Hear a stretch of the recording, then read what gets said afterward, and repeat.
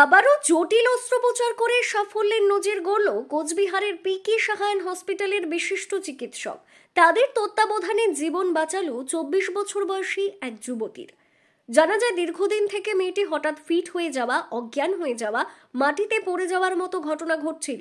সুচিকিৎসার জন্য তাকে একবার দক্ষিণ ভারত, একবার দিল্লি, একবার শিলিগুড়িতে নামি দামি চিকিৎসা কেন্দ্রগুলোতে 20 লক্ষ টাকার উপর খরচা করেও কোনো উন্নতি হচ্ছিল না।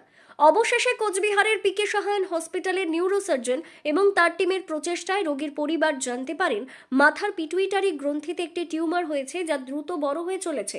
অতি সত্বর অস্ত্রোপচার করতেই হবে, তা না হলে পরবর্তীতে চোখের সমস্যা থেকে শুরু করে আরও একাধিক জটিল সমস্যায় জর্জরিত হয়ে যাবে সে।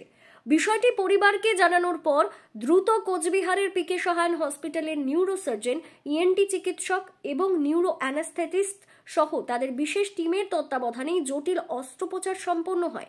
বর্তমানে অনেকটাই ভালো রয়েছে ওই যুবতী। এই ধরনের জটিল অস্ত্রোপচার নিয়ে কি বলছেন কোচবিহারের পিকে সাহায়ান হসপিটালের বিশিষ্ট অ্যানাস্থেটিস্ট ডক্টর কৌস্তব দত্ত, শুনুন। নমস্কার, আমি doctor Kaustubh Dutta, senior consultant neuro anaesthesia এবং নিউরোক্রিটিক্যাল কেয়ার। তো আজকে আমার একজন পেশেন্ট, 24-year-old একজন পেশেন্ট ছিল, ফিমেল পেশেন্ট। উনার একটা পিটুটারি টিউমার হয়েছিল। উনি অনেক জায়গাতে আগে চিকিৎসা করেছিলেন, তারপরে এখানে এসেছিলেন। তারপরে এখানে নিউরোসার্জন ওনাকে দেখেছিলেন, সেই হিসাবে যেগুলো সিমটমস এর বেসিসে ওনাকে এমআরআই করতে বলেছিলেন। আর এমআরআইতে দেখা গেছে টিউমারের সাইজটা একটু বড় আছে। ব্রেইনের ভিতরে যে মেইন সেন্ট্রাল পার্ট, এটা বলে আমার একটা পিটুটারি বলে একটা গ্ল্যান্ড থাকে, ওটা খুব ইম্পর্টেন্ট একটা গ্ল্যান্ড। এই গ্ল্যান্ডটাই অনেকগুলো ফাংশন, বডিতে হরমোনাল ফাংশন গুলো রেগুলেট করে, ঠিক আছে।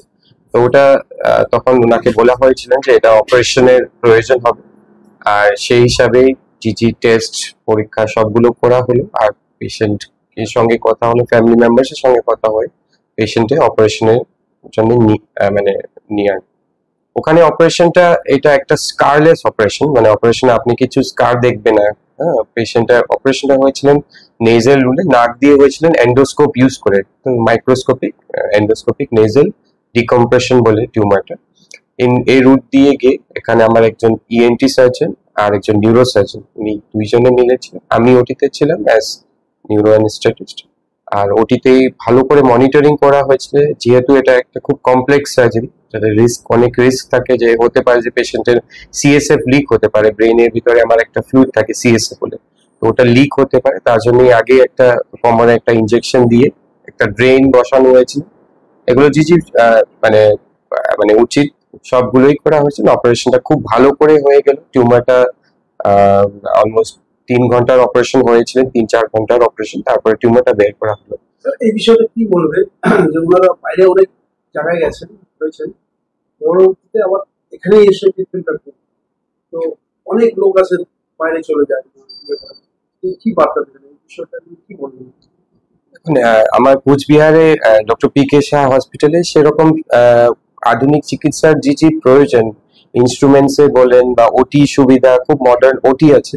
প্লাস এখানে মানে যে আমার টিমটা আছে, এই টিমটা খুব ভালো। একটা টিমের কোঅর্ডিনেশন আছে। নিউরোসার্জন আছে, যে নিউরোসার্জন ছিল উনি নিমহান্সের ছিলেন, আমি নিমহান্সের আগে কাজ করেছিলাম। আর ইএনটি সার্জন, সেই হিসাবে আমার ওটি টিমটাও খুব ভালো। তাই এরকম সার্জারির জন্য একটা ভালো সেট আপ লাগে, সঙ্গে সঙ্গে একটা ভালো টিম লাগে। এটা টিম ওয়ার্ক, একজন মিলে তো এটা কাজ করতে পারে না।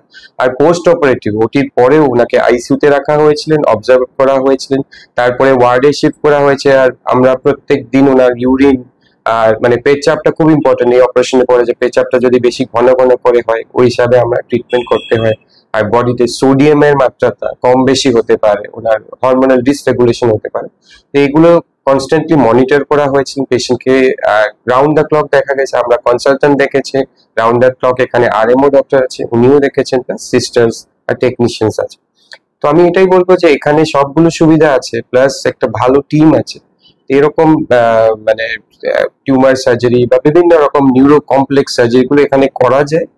আর আপনি মানে বাইরে যাওয়ার আগে একটু কনসাল্ট এখানে করে নেন। যদি আপনার পেশেন্ট আপনি স্যাটিসফাইড হয়, তা আমি বলবো যে এখানে আপনি ট্রিটমেন্টটা করতে পারেন। আমরা মানে যে পসিবল কেয়ার আমি এখানে প্রোভাইড করতে পারি। স্যার, কি অবস্থা আছে পেশেন্ট ভালো আছে। পেশেন্টের আগে কিছু কিছু নিয়ে সমস্যা ছিল, যেটা অনেক বছর ধরে ছিল।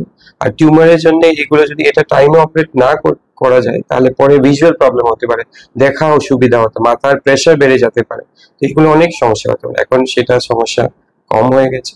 আর পেশেন্ট ফলো আপে থাকবে, আর যে হরমোনাল রিপ্লেসমেন্ট প্রয়োজন হবে সেগুলো দেওয়া যাবে। আর আমার মনে হচ্ছে পেশেন্টের রিকভারিটা ভালো হয়েছে, আর আরো সুস্থ হবে। আর সেটাই বলবো এখন। আপনার নাম? আমার নাম doctor Kaustubh Dutta, senior consultant এখানে ডক্টর পি.কে. সাহা হসপিটালে আমি কর্মরত। ভারতবর্ষের একাধিক জায়গায় চিকিৎসা করে এসে অবশেষে কোচবিহারের পি.কে. সাহায়ান হসপিটালে জটিল অস্ত্রোপচারের সাফল্যের মুখ দেখে রোগীর পরিবার কি জানাচ্ছেন এবিএন 24x7 এর নিজস্ব সংবাদ প্রতিনিধিকে শুনুন। আমার মেয়ে অসুস্থ হতো, মাঝে মধ্যে ফিট হয়ে যেত, অজ্ঞান হয়ে যেত, মাটিতে পড়ে যেত। তো আমরা এখানে পি.কে. সাহা হসপিটাল কোচবিহার শিলা নার্সিং হোমে ভর্তি করি ডাক্তারবাবুর নির্দেশে। ডাক্তারবাবু বললো যে ব্রেন টিউমার হয়েছে, পিটুইটারি গ্রন্থিতে সার্জারি করতে হবে। ডাক্তারবাবুর পরামর্শ মতো এখানে আমরা 6 তারিখে ভর্তি করি, 8 তারিখ সার্জারি করা হয়। প্রথমে কোথায় দেখিয়েছিলেন এই পেশেন্টকে? প্রথম আমরা শিলা নার্সিং হোমে দেখেছিলাম, পি.কে. সাহা হসপিটালে। তারপরে ওনারা সাসপেক্ট করে যে মাথার কোনো সমস্যা আছে। তারপরে আমরা অনেকের পরামর্শ শুনে বাইরে নিয়ে যাই। কোথায় কোথায় নিয়ে গেছেন? নিমান্সে নিয়ে গেছি দুবার, ওখানে 2 মাসের মতো ছিলাম। ওখান থেকে ঘুরে শিলিগুড়িতে, তারপরে আমরা দিল্লি এইমসে নিয়ে যাই, সেখানে 2 মাস 45 দিন ছিলাম। বিভিন্ন জায়গায় ঘুরে আবার পি.কে. সাহা হসপিটালে, যেখানে প্রথমে দেখিয়েছিলেন সেখানে আবার ফিরে এসেছেন? হ্যাঁ, শিলা নার্সিং হোমে। আমরা কদিন আগে নিউটেতে নিয়ে গেছিলাম এই সার্জারির ব্যাপারে। তো ওখানে কিছু টেস্ট করালো, তারপর এমআরআই করা হলো। তারপর উনি বললো যে সার্জারি করতে হবে, যেহেতু এটা পিটুইটারি হরমোনাল গ্রন্থি। তো আমরা সে মতো গেলাম ওখানে, কিন্তু ওখানে গিয়ে দেখলাম যে শুধু রেফার করে ডক্টর, এখান থেকে এখানে, এখান থেকে এখানে। তো খুব সময় বাজেভাবে নষ্ট হচ্ছিল, যেটা আমাদের কাছে ছিল না। যেহেতু আমার দিদি খুব অসুস্থ, কিছুদিন পর পর সেন্সলেস হয়ে যাচ্ছে, খেতে পারছে না, ঘুমোতে পারছে না। ও ভিতর থেকে ওর চোখটাও নষ্ট হচ্ছিল আস্তে আস্তে এই দুদিক থেকে। তো আমাদের কাছে বেশি সময় ছিল না, ওরা বাজেভাবে সময়টাকে নষ্ট করছিল। তো আমরা বাড়িতে সবাই কথা বললাম, তারপর আমরা পি.কে. সাহা হসপিটালে নিয়ে আসলাম।